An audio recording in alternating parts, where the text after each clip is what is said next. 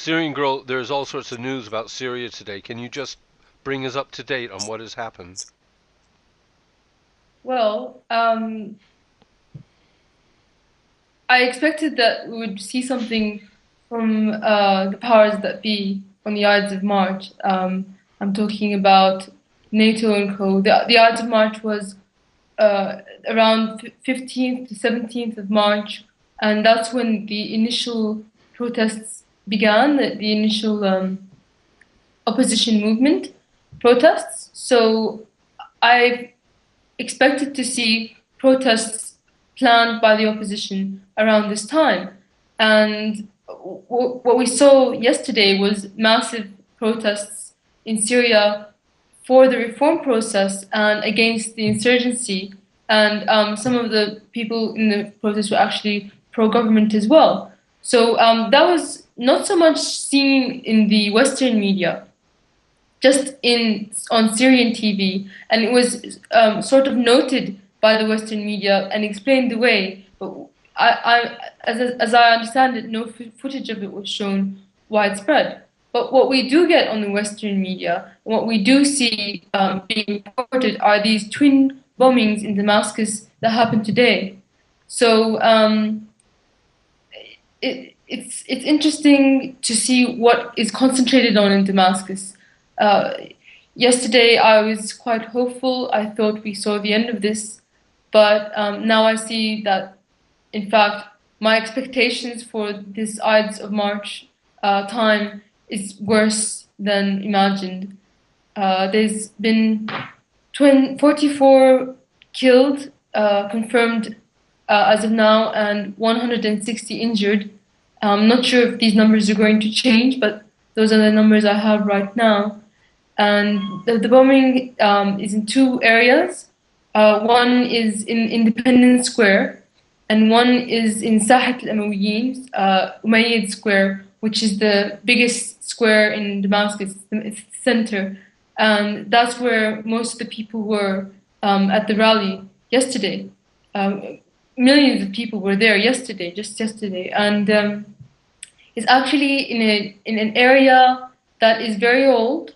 It's near an area called Abu Rumani, where mostly old people reside because it's an old area, and sort of new purchases being made by up and coming richer people buying into this area because it's very central. And actually, I have a grandparent in that area, and it's looking at the footage of the aftermath and the buildings being destroyed. Most of the buildings in that area look the same, and there's footage being shown of old people being pulled out of the houses in their nightgowns, and for me, it's just very close to home. So that's what's happened. Well, it was a massive bomb, obviously, to have hurt so many people. Just to clarify, you're referring to the IDs of March. It must be a Muslim holiday, is it? No, no. When I refer to the Ides of March, I'm referring to uh, Julius Caesar being stabbed on the Ides of March, and it's a reference to Shakespearean play where he says, "Beware the Ides of March."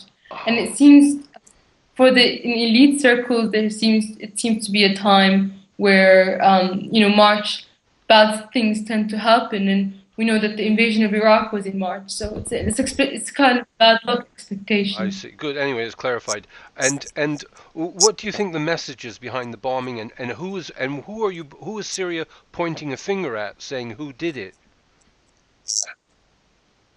Well, Syria is pointing a finger at Saudi Arabia and the Gulf Arab states, and for me, I think this coincided with Kofi Annan's visit. Um, the first bombings in Damascus occurred when the Arab League visited. It coincided, and just after Kofi Annan left Syria, also we saw another bombing. It seems a very unlikely coincidence. And actually, the first person that spoke up about it was Kofi Annan. And if you look at Associated Press report on the bombings, you'll see a quote by him that, in so many words, he said, "Well, if Syria seriously considers this peace plan that we have set out for it, then these bombings, might come to an end."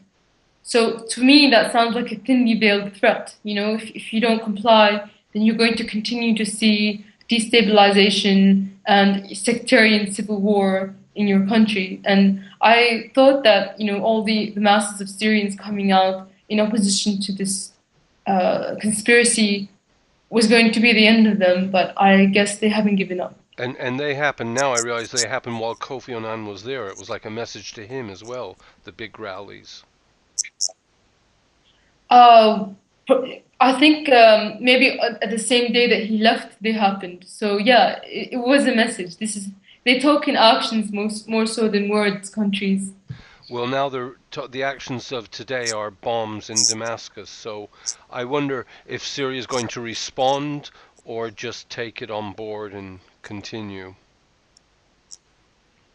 It's a difficult question, because if we take it on board and continue, we don't know if it's going to get worse. We don't know if it's just going to continue the way it is, which is equally bad. And if we're instigated, like they'd like us to be instigated, if we act and we actually go in and attack these countries that are causing this, the Gulf Arab states, Israel, what will end up is a massive war. And the question is, do the people in charge want this? And are we going to give it to them? It's becoming, in your words, in one of your videos, you said we are like a cornered cat. So it's in time will tell how long this is going to last. And the thing is, we're very, taking from mythology of Syria and from our history, we're very patient people, and our civilization is thousands of years old. And they say that Damascus has seen the rise and fall of many empires, and our bird of ancient Phoenicia, which is where Syria originates, is the phoenix bird. So they say it always rises again from the ashes. And I think no matter what they throw at us, at the end of the day, we're going to be victorious. Well, that's a good note to end on. You're going to put together a video of today's footage, is that correct? Yes, and I hope it will be linked and everybody can see it. It's raw footage from the news.